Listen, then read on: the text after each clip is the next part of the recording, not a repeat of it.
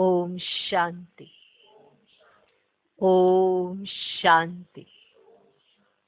आज की तारीख है 7 अक्टूबर 2020। साकार महावाक्य। बाबा कहते, मीठे बच्चे आत्म अभिमानी होकर बैठो। आत्म अभिमानी होकर बैठो। अंदर घोटते रहो, मैं आत्मा हूं, मैं आत्मा हूं। देही अभिमानी बनो। देही अभिमानी बनो। सच्चा चार्ट रखो। सच्चा चार्ट रखो तो समझदार बनते जाएंगे। सच्चा चार्ट रखो तो समझदार बनते जाएंगे। बहुत फायदा होगा। सच्चा चार्ट रखो तो समझदार बनते जाएंगे। बहुत फायदा होगा। बाबा कहते, मीठे बच्चे आत्म अभिमानी होकर बैठो।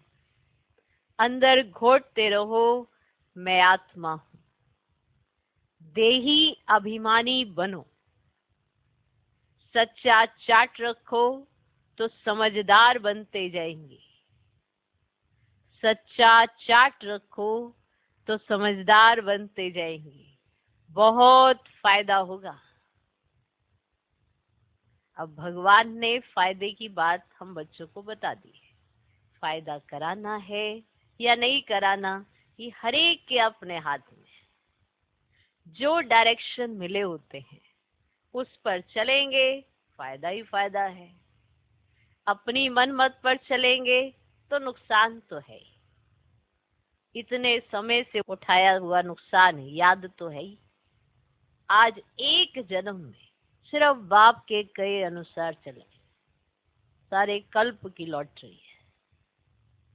अंदर क्या घोटना है, किस अवस्था में बैठना है, क्या तुम्हें बनना है। आत्म अभिमानी होकर बैठना है। अंदर घोटना, मैं आत्मा हूं, ये याद रखना। शरीर अलग, आत्मा अलग। ये जो पहला पार्ट है ये बीच बीच में कच्चा हो जाता है, इसलिए आत्मा की प्रैक्टिस नहीं होती है तो परमात्मा बाप भी विस्मृत होता जाता है। तो जितना अंदर घोटते जाएंगे कि मैं कौन, किसकी संतान, यहाँ क्या करने आई, क्या मुझे यहाँ करना है, क्या मेरा पार्ट है, मुझे अपना पार्ट कैसा बजाना है, जब तक ये अंदर घोटेंगे नहीं तो अवस्था कैसे बनेगी। तो देही अभिमानी बनना है, आत्म अभिमानी होकर बैठना है। अब आप कहेंगे बात तो एक ही है, एक नहीं है ना। देही अभिमानी बनना और आत्म अभिमानी बनना दोनों में अंतर है। देही अभिमानी देह से जुड़ी हुई बात होती है कि देह अभिमान कब आता है, जब आप देह में होते हो।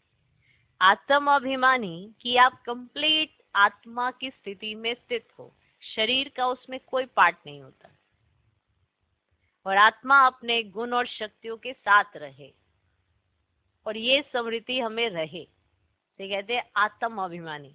इसलिए जब बाबा के सम्मुख बैठते हैं, ज्ञान मुरली सुनने के लिए बैठते हैं, तो आत्म अभिमानी अवस्था होनी चाहिए। और जब ज्ञान धारण कर रहे होते हैं तो देही अभिमानी अवस्था होनी चाहिए, क्योंकि बीच बीच में देह अभिमान भी आता है। उस देह अभिमान के चलते ज्ञान अंदर नहीं जाता है। तो अंदर घोटेंगे क्या जब अंदर कुछ गया ही नहीं। अब घोटना किसे कहा जाता है? कोई चीज होती है उसको रखते हैं तभी तो घोटते हैं, या ऐसे यूं ही घोटना चलाते रहेंगे? तो घोटना क्या है? जो ज्ञान अंदर जाएगा उसको ही तो अंदर घोटना है। तो अवस्था कैसी होनी चाहिए? अब चार्ट रखेंगे, अपनी चेकिंग स्वयं करेंगे तो जाके समझदार बनेंगे। हर एक मनुष्य आत्मा अपने आप को समझदार समझना भी चाहती है, बनना भी चाहती है और दुनिया को दिखाना भी चाहती है कि मुझसे ज्यादा समझदार कोई नहीं। पर हम अपनी चेकिंग वैसी नहीं करते तो समझदार कैसे कहलाएंगे? हर रोज नुकसान क्यों उठाते हैं? क्योंकि जो गलती पिछले दिन में की वो आज के दिन में रिपीट करते हैं, क्योंकि चार्ट रखा ही नहीं। अब चार्ट रखा ही नहीं, चेकिंग की ही नहीं कि पिछले दिन हमने क्या गलती की थी, तो अगले दिन वापस रिपीट हो जाती है। अब चार्ट होगा, फायदा होगा, नुकसान तो नहीं होगा। चेकिंग होगी, अब चेकिंग होगी तो चेंज भी आएगा। अब चेंज करने के लिए वैसी अलर्टनेस भी चाहिए। तो समझदार बनना हर कोई चाहता है, हर एक मनुष्य आत्मा चाहती है मुझमें इतना विश्वास पैदा हो जाए, जिसे आत्मविश्वास भी कहते हैं, कि मैं प्रत्यक्ष करूं बाबा को। पर वो समझदारी भी चाहिए, इतनी समझदारी कि जो भी कर्म करने जाए उसके आदि मध्य अंत के बारे में सोचे, जो भी संकल्प उठे उसके भी आदि मध्य अंत के बारे में सोचे। बोलने से पहले 100 बार सोचे। कहा जाता है बोलने से पहले 100 बार सोचे, माना सोचना ऐसा है जो बोला वो जाए, जो सही हो, तो कर्म यथार्थ हो जाएंगे। तो इसी प्रक्रिया को कहा जाता है समझदारी। माना मनसा वाचा कर्मना, हर बात में अलर्ट, तो उसे कहा जाता है ये बहुत समझदार है। तो फायदा किसका? जो समझदार है। और समझदार कौन? जो चार्ट रखे। और चार्ट कौन रखेगा? जो देही अभिमानी होगा, जो अपनी चेकिंग कर पाएगा। जिसे देह अभिमान होगा वो अपनी चेकिंग नहीं कर पाएगा, वो अपने में कमी नहीं निकाल पाता। ये भी बहुत बड़ा नुकसान है कि हमें अपने ऊपर ही नजर रखनी नहीं आती, दूसरों पर बहुत अच्छे से नजर रखनी आती है। दूसरे क्या गलती कर रहे हैं ये हम बहुत जल्दी बता देते हैं, पर अगर अपना ही चार्ट देखना हो कि आज के दिन में मुझसे क्या भूल हुई है, ये दिखाई नहीं पड़ता। तो अपनी चेकिंग ना होना ये भी बहुत बड़े नुकसान की बात है। इसलिए चार्ट जो रखना होता है वो दूसरे का नहीं रखना होता है। किसका रखते हैं? अपना रखते हैं। तो जो चार्ट रखता है वो समझदार कहलाया जाता है, क्योंकि वो अपनी चेकिंग करता रहता है, इसलिए उसकी समझदारी काम करती है। तो फायदा ही फायदा है। तो फायदा तो हर कोई चाहता है, पर करता कोई नहीं है। तो इसलिए श्रीमत का हाथ और साथ होगा तो फायदा ही फायदा है। इसलिए आत्म अभिमानी होकर बैठो और देही अभिमानी बनो। आज का प्रश्न, बेहद के नाटक को समझने वाले बच्चे, बेहद के नाटक को समझने वाले बच्चे किस एक लॉ को अच्छी रीति समझते हैं? बेहद के नाटक को समझने वाले बच्चे किस एक लॉ को, लॉ माना नियम, किस एक लॉ को अच्छी रीति समझते हैं? अब बात आती है समझने की, नाटक को समझना। अब नाटक में कई तरह के लॉ होते हैं, पर वो एक लॉ कौन सा है जो अच्छी रीति जिसने नाटक को समझ लिया वो इस लॉ को भी समझ जाएगा? उत्तर है ये अविनाशी नाटक है। यह अविनाशी नाटक है। इसमें हर एक पाठधारी को, इसमें हर एक पाठधारी को पाठ बजाने अपने समय पर आना ही है। ये अविनाशी नाटक है। इसमें हर एक पाठधारी को पाठ बजाने अपने समय पर आना ही है। कोई कहे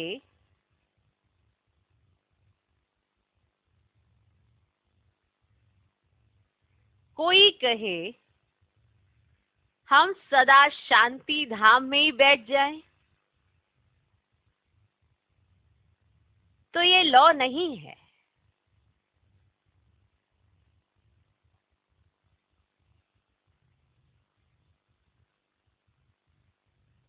कोई कहे हम सदा शांति धाम में ही बैठ जाएं, तो यह लॉ नहीं है।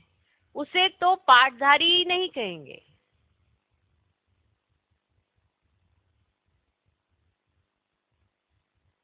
उसे तो पाठधारी ही नहीं कहेंगे। ये बेहद की बातें बेहद का बाप ही तुम्हें सुनाते हैं। कोई कहे हम सदा शांति धाम में ही बैठ जाएं, सोचो बाप ही नहीं बैठ पाता, बहुत बड़ी बात है। तो आत्माएं क्या है? जब आत्माएं ऊपर ही बैठ जाएंगी तो वो पाठधारी थोड़ा है। पाठधारी का मतलब क्या होता है? पाठ बजाना, स्टेज पे आना। अब आप सभी एक्टर हो, तो इस सृष्टि रंगमंच की स्टेज पर अपनी एक्ट कर रहे हो। वैसे भी हद का जो नाटक होता है, अगर कोई उसमें पाठधारी होता है तो वो पाठ बजाएगा या नहीं बजाएगा? उसे स्टेज पर आके पाठ बजाना होगा तो ही वो उस स्टेज का, उस नाटक का माना किरदार कहा जाएगा। अगर नहीं होगा तो वो किरदार ही नहीं है। तो अगर आत्मा परम धाम छोड़कर नीचे आके पाठ ही नहीं बजाएगी तो वो पाठधारी ही नहीं है। क्या नहीं है? पाठधारी ही नहीं है। तो ये अविनाशी नाटक है। इसमें हर एक पाठधारी को पाठ बजाने अपने समय पर आना ही है। चाहे हम सभी आत्माएं हैं, चाहे धर्म स्थापक हैं, चाहे कोई भी आत्मा है, चाहे 8 है, 108 है, 33 करोड़ है, धर्म स्थापक हैं, उनके पिछाड़ी आने वाले सब हैं, जो भी जहां भी है, माना परम धाम में कोई कहां भी है, स्टार्टिंग में है, बीच में है या नीचे है, उससे नीचे आना ही है। इसलिए बाबा अपना भी बताते, मैं तक नीचे आता हूं। तो माना मैं परम आत्मा हूं तो मेरा भी पाठ है, तुम्हारा भी पाठ है, आत्मा भी पाठधारी, परमात्मा का भी पाठ, धर्म स्थापकों का भी पाठ, उस धर्म की पालना करने वालों का भी पाठ, हर एक का पाठ है। तभी इस सृष्टि रंगमंच के ऊपर उन्हें एक्ट करने आना होगा, तभी तो वो किरदार कहलाए जाएंगे। अगर किरदार ही नहीं तो फिर आत्मा ही नहीं। ओके, तो ये वाली बात, अविनाशी नाटक, अविनाशी पाठ, कैसे कितने समय को आते हैं, कैसे पाठ बजाते हैं। और कोई कहे कि मैं शांति धाम में ही सदा के लिए बैठ जाऊं, तो यह क्या नहीं है? लॉ नहीं है। उसे तो पाठधारी ही नहीं कहेंगे। ये बेहद की बातें बेहद का बाप ही तुम्हें सुनाते हैं। अब परम आत्मा ही आकर आत्माओं को ये राज सुनाते हैं। कितनी वंडरफुल बात है। तो परम आत्मा का जो पाठ है वो कितना वंडरफुल है, क्योंकि आत्माएं भूल जाती हैं, परमात्मा नहीं भूलता। उनमें क्या नूंदा हुआ है कि वो ज्ञान का सागर है। उन्हें इस वर्ल्ड ड्रामा के आदि मध्य अंत का कंप्लीट ज्ञान है। और हम आत्माएं 4 दिन पुरानी बात तक भूल जाती हैं, है ना? हमारे भूलने का पार्ट है, उनका हमें याद दिलाने का पार्ट है। इसीलिए उन्हें रूप बसंत भी कहा जाता है। हम भूल जाते हैं, वो याद दिलाते हैं, फिर से हमारा राज्य हमें दिलाते हैं। उसके लिए वो हमें डायरेक्शंस देते हैं, श्रीमत देते हैं और हमें चलना तक सिखाते हैं और हमारे साथ साथ चलते हैं। पर 5 विकारों से लड़ाई वो हमें करना सिखाते हैं, क्योंकि उसके चंगुल में हम फंसे हैं, वो नहीं। तो वो न्यारे हैं, इसीलिए हमें न्यारे प्यारे होने की शिक्षा तक देते हैं। तो ये अविनाशी नाटक है। हर एक एक्टर का इसमें पाठ है। पाठ बजाने उसे अपने समय पर आना है। चाहे धर्म स्थापक हैं, चाहे हम सभी आत्माएं हैं, किस किस ने कैसा पाठ बजाना है, तो संगम पर सब ने तय करके जाना है क्या क्या पाठ बजाना है। ओके, ठीक। तो बेअद की बातें कौन सुनाते हैं? बेअद का बाप ही तुम्हें सुनाते हैं। ओम शांति। अपने को आत्मा समझकर बैठो। अपने को आत्मा समझकर बैठो। देह अभिमान छोड़कर बैठो। बेहद का बाप बच्चों को समझा रहे हैं। समझाया उनको जाता है जो बेसमझ होते हैं। आत्मा समझती है कि बाप सच कहते हैं। हम आत्मा बेसमझ बन गए हैं।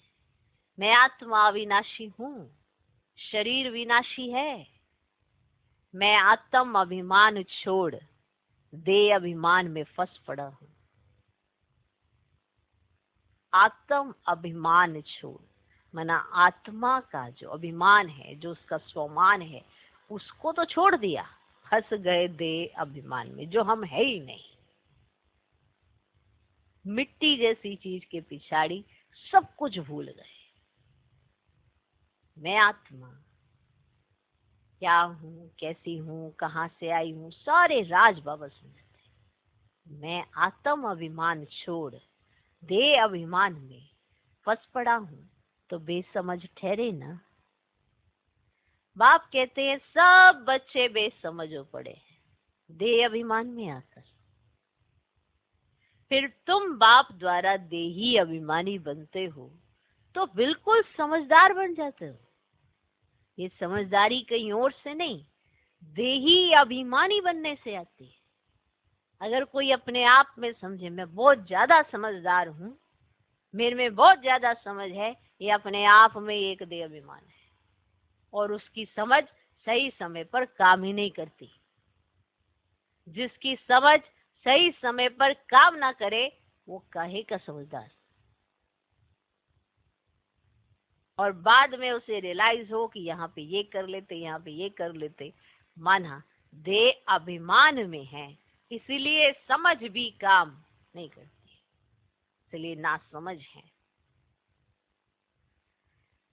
फिर तुम बाप द्वारा देही अभिमानी बनते हो तो बिल्कुल समझदार बन जाते हो। कोई तो बन गए हैं, कोई पुरुषार्थ करते रहते हैं। आधा कल्प लगा है बेसमझ बनने में, इस अंतिम जन्म में फिर समझदार बनना है। एक जन्म आपको समझदारी से जीना है।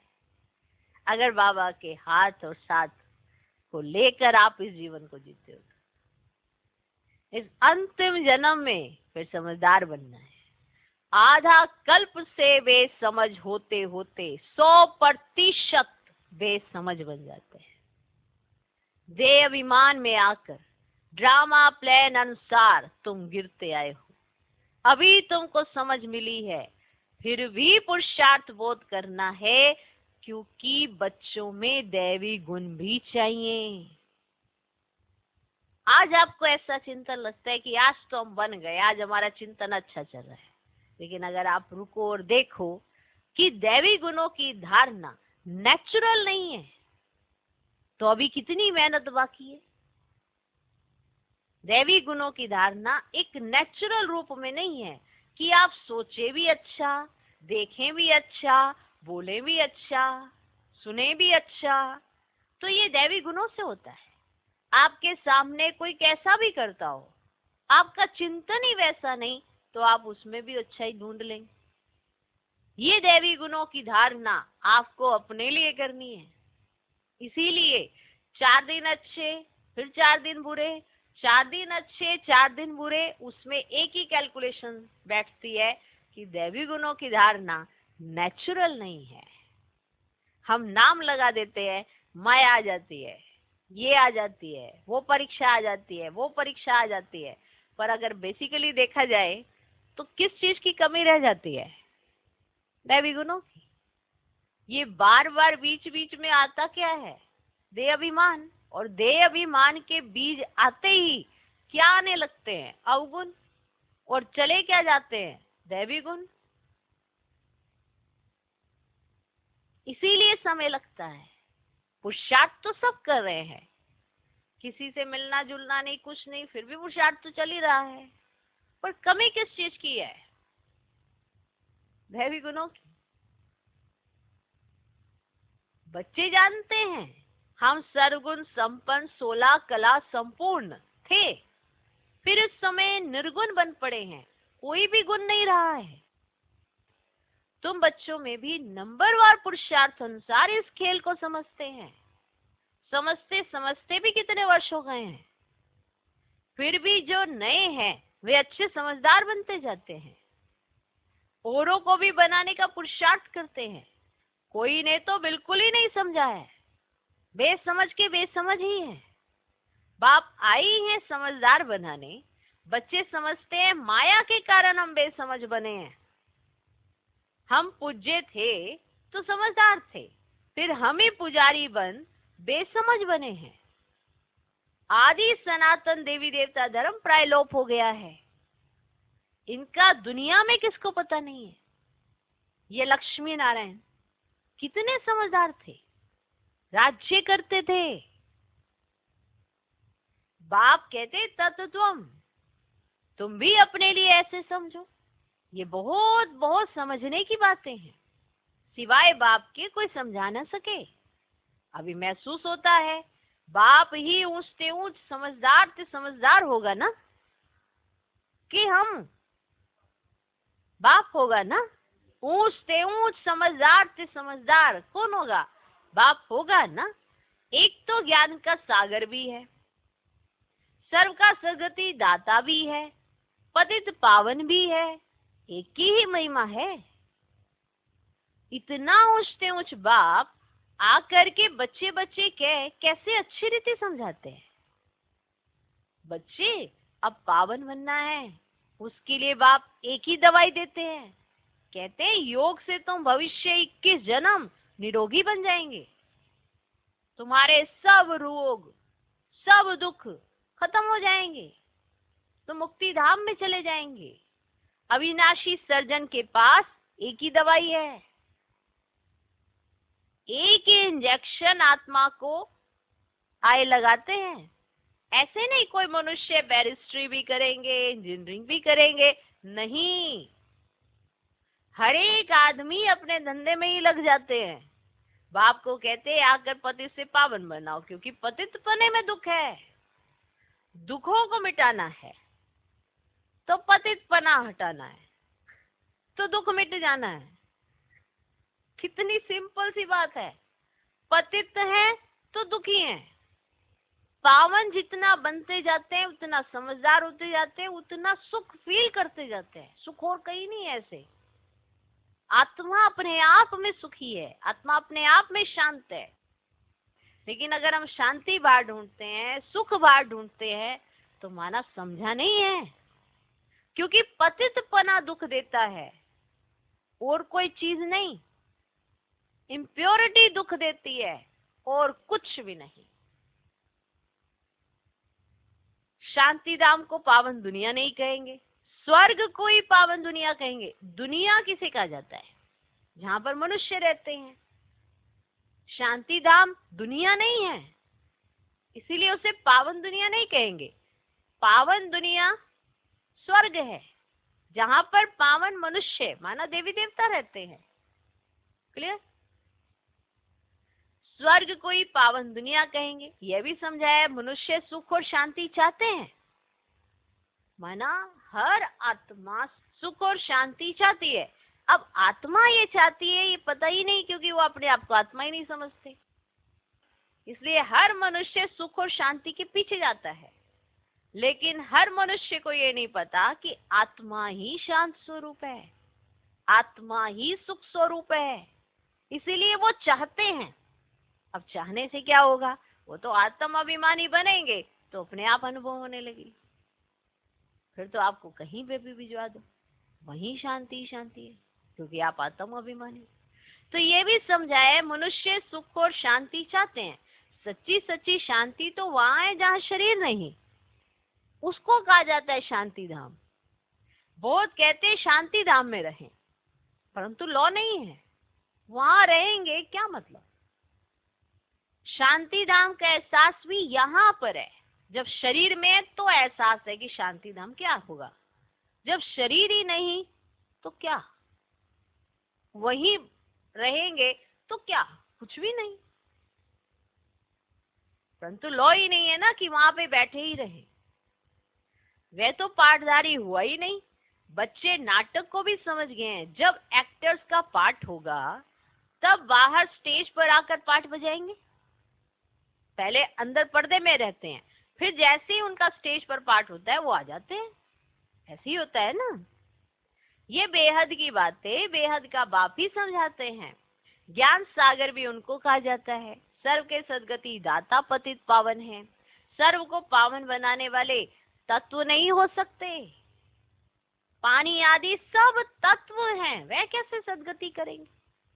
सद्गति तो आत्मा की होनी है ना, दुर्गति आत्मा की हुई है, शरीर की नहीं। तो तत्वों से बना हुआ शरीर और तत्व किसकी सद्गति करेंगे? आत्मा ही पाठ बजाती है। हठ योग का भी पाठ आत्मा बजाती है, बैठ जाती है, समाधि लगा लेती है, तो ये भी तो पाठ आत्मा बजाती है। ये बातें भी जो समझदार हैं वही समझ सकते हैं। बाप ने कितना समझाया है, कोई ऐसी युक्ति रचो जो मनुष्य समझे। कैसे पूज्य सो फिर पुजारी बनते हैं। पूज्य है नई दुनिया में, पुजारी है पुरानी दुनिया में। पावन को पूज्य, पतित को पुजारी कहा जाता है। यहाँ तो सब पतित है क्योंकि विकार से पैदा होते हैं, और वहां है श्रेष्ठ, गाते भी हैं संपूर्ण श्रेष्ठाचार्य। अभी तुम बच्चों को ऐसा बनना है। मेहनत है, मुख्य बात है याद की। सभी कहते हैं याद में रहना बड़ा मुश्किल है। हम जितना चाहते हैं याद में रह नहीं सकते। कोई सच्चाई से अगर चार्ट लिखे तो बहुत फायदा हो सकता है।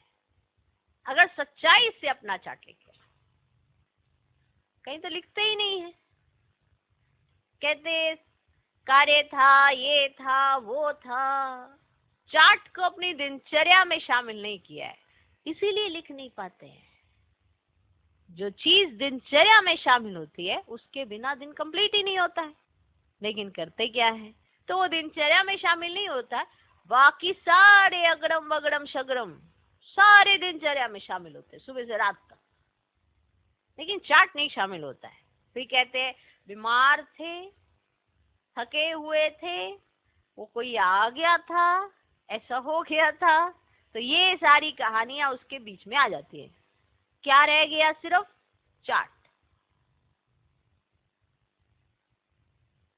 रह क्या गया? चार्ट। कोई सच्चाई से अगर चार्ट लिखे, माना मेहनत है, लेकिन अगर आप सच्चाई से अपना चार्ट लिखें तो आपको फायदा बहुत हो सकता है। बाप बच्चों को ये ज्ञान देते हैं कि मन मना भव, तुम अर्थ सहित कहते हो। तुम्हें बाप हर बात यथार्थ रीति अर्थ सहित समझाते हैं, क्योंकि हर बात जब तक अर्थ सहित समझ नहीं आती है तो बुद्धि में फिक्स नहीं होती है। इसलिए बाबा हर बात को अर्थ सहित समझाते हैं। बाप से बच्चे कई प्रकार के प्रश्न पूछते हैं, बाप करके दिल लेने लिए कुछ कह देते हैं, परंतु बाप कहते हैं मेरा काम ही है पति से पावन बनाना, मुझे तो बुलाते ही इसलिए हो। तुम जानते हो हम आत्मा शरीर सहित पावन थी, अभी वही आत्मा शरीर सहित पतित है। पतित बनी है ना, 84 जन्मों का हिसाब है ना। तुम जानते हो अभी ये दुनिया कांटों का जंगल बन गई है। ये लक्ष्मी नारायण तो फूल है ना, उन्हों के आगे कांटे जाकर कहते हैं आप सर्वगुण संपन्न, 16 कला संपूर्ण, हम पापी कपटी हैं। अब सबसे बड़ा कांटा है काम विकार का। बाप कहते हैं इस पर जीत पैन जगत जीत बनो। मनुष्य कहते हैं भगवान को कोई ना कोई रूप में आना है, भागीरथ पर विराजमान हो आना है। भगवान को आना ही है पुरानी दुनिया को नया बनाने। नई दुनिया को सतो प्रधान, पुरानी को तमो प्रधान कहा जाता है। जबकि अभी पुरानी दुनिया है तो जरूर बाप को आना ही पड़े। बाप को ही रचयिता कहा जाता है। तुम बच्चों को कितना सहज समझाते हैं, कितनी खुशी होनी चाहिए। बाकी किसका कर्म भोग का हिसाब किताब है, कुछ भी है, वे तो भोगना है, इसमें बाबा आशीर्वाद नहीं करते। हमको बुलाते ही हो बाबा आकर हमको वर्षा दो। बाबा से क्या वर्षा पाना चाहते हो? मुक्ति, जीवन मुक्ति। मुक्ति जीवन मुक्ति का दाता एक ही ज्ञान सागर बाप है, इसलिए उनको ज्ञान दाता कहा जाता है। भगवान ने ज्ञान दिया था, परंतु कब दिया, किसने दिया, या किसको पता ही नहीं है। सारा मुजारा उसमें, किसको ज्ञान दिया यह भी किसको पता नहीं है। अभी ये ब्रह्मा बैठे हैं, इनको मालूम पड़ा है कि हम सो नारायण था। फिर 84 जन्म हो गए। अब ये है नंबर 1, ये नंबर 1 में है ना। बाबा बतलाते हैं मेरी तो आंख ही खुल गई, माना क्या पता पड़ गया कि माना जो नारायण की पूजा करते थे उन्हें पता पड़ा, अरे मैं तो खुद ही नारायण बनने वाला हूँ। सोचो, तो बाबा की तो आंख ही खुल गई। तुम भी कहेंगे हमारी तो आंख ही खुल गई, तुम भी तो यही कहेंगे ना। अब तुम्हारा तीसरा नेत्र तो खुलता है ना, तुम कहेंगे हमको बाप का, सृष्टि चक्र का पूरा ज्ञान मिल गया है, मैं जो हूँ जैसा हूँ, मेरी आंख खुल गई, मेरी आंख खुल गई है, मैं जो हूँ जैसा हूँ। कितना वंडर है। हम आत्मा फर्स्ट है और फिर हम अपने को देह समझ बैठे। आत्मा कहती है हम एक शरीर छोड़ दूसरा लेता हूँ, फिर भी हम अपने को आत्मा भूल देह अभिमानी बन जाते हैं। इसलिए अब तुमको पहले पहले ये समझ देता हूँ कि अपने को आत्मा समझ बैठो। क्या समझ बैठो? आत्मा। अंदर में ये घोटते रहो कि मैं आत्मा हूँ। आत्मा ना समझने इससे ही तो बाप को भूल जाते हो। फील करते हो बरोबर, हम घड़ी घड़ी दे अभिमान में आ जाते हैं। फील करते हो? यहाँ बैठो तो भी आत्म अभिमानी होकर बैठो। बाप कह रहे हम तुम बच्चों को राजा ही देने आए हैं। आधा कल्प तुमने हमको याद किया है। कोई भी बात सामने आती है तो कहते हैं हे राम, परंतु ईश्वर व राम कौन है ये किसको पता ही नहीं। तुमको सिद्ध करना है। ज्ञान का सागर, पतित पावन, सर्व का सद्गति दाता, त्रिमूर्ति परम पिता परमात्मा शिव है। ब्रह्मा विष्णु शंकर तीनों का जन्म इकट्ठा है। सिर्फ शिव जयंती नहीं है, परंतु त्रिमूर्ति शिव जयंती है, क्योंकि शिव बाबा आएंगे तभी तो ब्रह्मा विष्णु शंकर क्रिएट होंगे। ऐसे कैसे होंगे?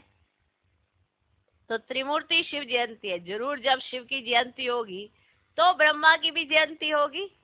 शिव की जयंती मनाते हैं, परंतु ब्रह्मा ने क्या किया? लौकिक, पारलौकिक और यह है अलौकिक बाप, यह है प्रजापिता ब्रह्मा। बाप कहते हैं नई दुनिया के लिए ये नया ज्ञान अभी तुमको मिलता है, फिर प्रायलोप हो जाता है। जिसको बाप रचता और रचना का ज्ञान नहीं तो अज्ञानी ठहरे ना। अज्ञान नींद में सोए पड़े हैं। अब ज्ञान से है दिन, भक्ति से है रात। शिवरात्रि का अर्थ भी नहीं जानते, इसलिए उनकी हॉलीडे भी उड़ा देते। अर्थ ही नहीं पता ना कि शिव जयंती तो सबसे मेन है, उसका अर्थ नहीं पता तो हॉलीडे ही उड़ा दिए। अभी तुम जानते हो बाप आते ही हैं, सबकी जोत जगा नहीं। तुम ये बत्तियां आदि जगाएंगे ना तो समझेंगे इनका कोई बड़ा दिन है। अब तुम जगाते हो अर्थ सहित, वो लोग थोड़े ही समझेंगे। तुम्हारे भाषण से पूरा समझ नहीं सकते। अभी सारे विश्व पर रावण का राज्य है। यहाँ तो मनुष्य कितने दुखी हैं। रिद्धि सिद्धि वाले भी बहुत तंग करते हैं। अखबारों में भी पढ़ता है इनमें इविल सोल है, बहुत दुख देते हैं। बाबा कहते हैं इन बातों से तुम्हारा कोई कनेक्शन नहीं। जो तुम्हें करना है वो तुम करो, है ना। इन सब बातों में जाने का क्या अर्थ है? तो इससे तुम्हारा कोई कनेक्शन नहीं। बाप तो सीधी बात बताते हैं, बच्चे मुझे तुम याद करो तो तुम पावन बन जाएंगे। तुम मुझे याद करो तो तुम पावन बन जाएंगे, तुम्हारे सब दुख दूर हो जाएंगे। नहीं कह देना मैं बहुत दुखी, मैं बहुत दुखी। याद करो तुम्हारे दुख का कारण क्या है। तुम्हारे दुख का कारण है तुम्हें याद भूली है, इसलिए तुम दुखी। तुम याद करो सब दुख दूर। अच्छा, मीठे मीठे सिकिलदे बच्चों प्रति माता पिता बाप दादा का याद प्यार और गुड मॉर्निंग। रूहानी बाप की रूहानी बच्चों को नमस्ते। हम रूहानी बच्चों की भी रूहानी बाप को नमस्ते नमस्ते नमस्ते। Good morning good morning good morning. धारणा के लिए मुख्य सार पहला पॉइंट, यथार्थ रीति बाप को याद करने व आत्म अभिमानी बनने की मेहनत करनी है। यथार्थ रीति बाप को याद करने व आत्म अभिमानी बनने की मेहनत करनी है।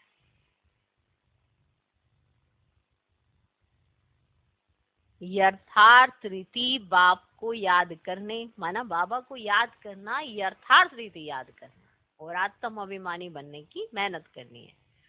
सच्चाई से अपना चार्ट रखना है।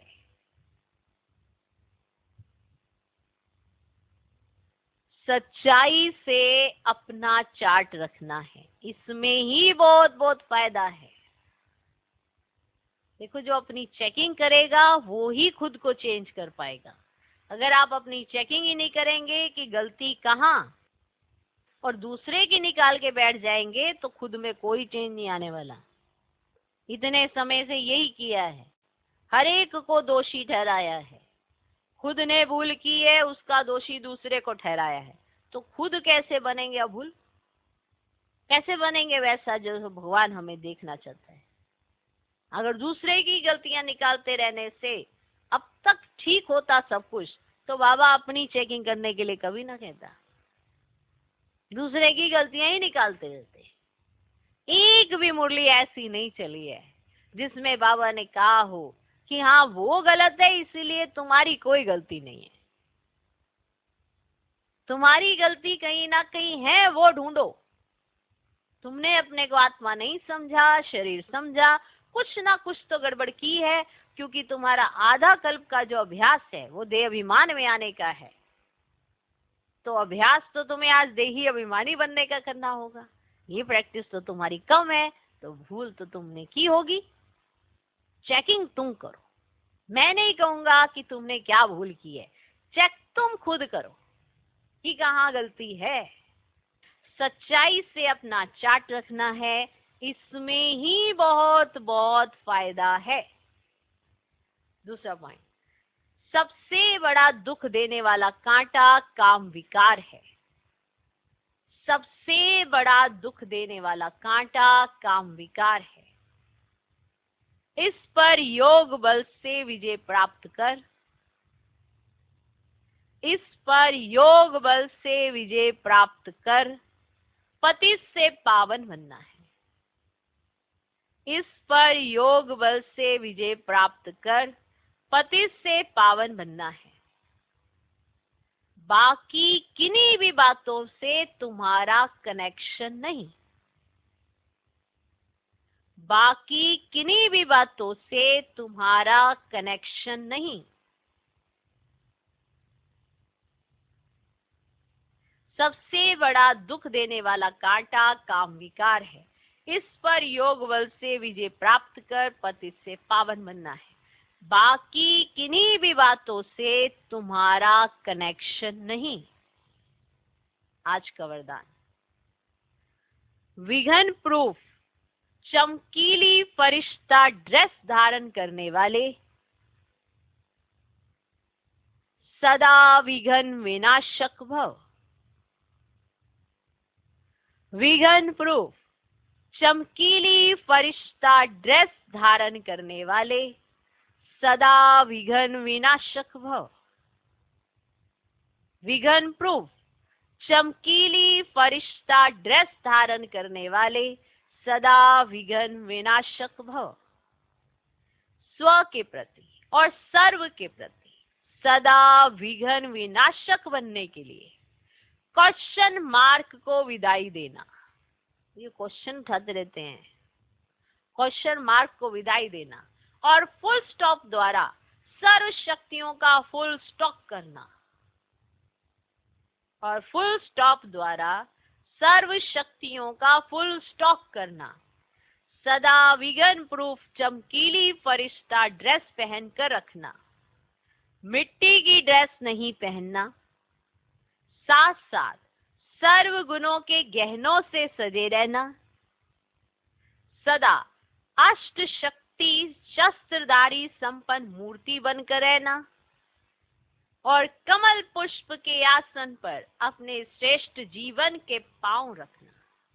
अब ये था पूरा श्रृंगार, और कमल पुष्प के आसन पर अपने श्रेष्ठ जीवन के पांव रखना। आज का स्लोगन, अभ्यास पर पूरा पूरा अटेंशन दो तो फर्स्ट डिवीजन में नंबर आ जाएगा। अभ्यास पर पूरा पूरा अटेंशन दो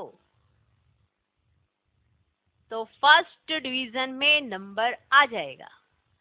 ओम शांति। मातेश्वरी जी के अनमोल महावाक्य। ये ईश्वरीय नॉलेज सर्व मनुष्य आत्माओं के लिए है। ये ईश्वरीय नॉलेज सर्व मनुष्य आत्माओं के लिए है। पहले पहले तो अपने को एक मुख्य पॉइंट ख्याल में अवश्य रखनी है। जब इस मनुष्य सृष्टि झाड़ का बीज रूप परमात्मा है, तो उस परमात्मा द्वारा जो नॉलेज प्राप्त हो रही है वो सब मनुष्यों के लिए जरूरी है। सभी धर्म वालों को ये नॉलेज लेने का अधिकार है। भल हर एक धर्म की नॉलेज अपनी अपनी है, हर एक का शास्त्र अपना अपना है, हर एक की मत अपनी अपनी है, हर एक का संस्कार अपना अपना है, लेकिन यह नॉलेज सबके लिए है। भल वो इस ज्ञान को ना भी उठा सके, हमारे घराने में भी ना आवे, परंतु सबका पिता होने कारण उनसे योग लगाने से फिर भी पवित्र अवश्य बनेंगे। इस पवित्रता के कारण अपने ही सेक्शन में पद अवश्य पाएंगे, क्योंकि योग को तो सभी मनुष्य मानते हैं।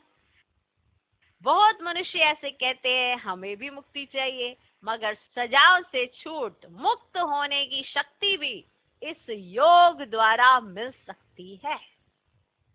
तो ये नॉलेज सर्व मनुष्य आत्माओं के लिए है। क्यों? क्योंकि मनुष्य सृष्टि झाड़ का बीज रूप परमात्मा है, तो उनके द्वारा निकली हुई नॉलेज सर्व मनुष्य आत्माओं के लिए, सर्व, चाहे वो किसी भी धर्म का क्यों ना हो। अगर वो उनसे योग लगाते हैं तो उन्हें शक्ति मिलेगी, और उस शक्ति से सजाओं से छूट मुक्त होने की शक्ति भी तो इसी योग द्वारा मिल सकती है। दूसरा, अजपा जाप अर्थात निरंतर ईश्वरीय याद। ये जो कहावत है श्वासोश्वास जपा जाप जपते रहो, उसका यथार्थ अर्थ क्या है?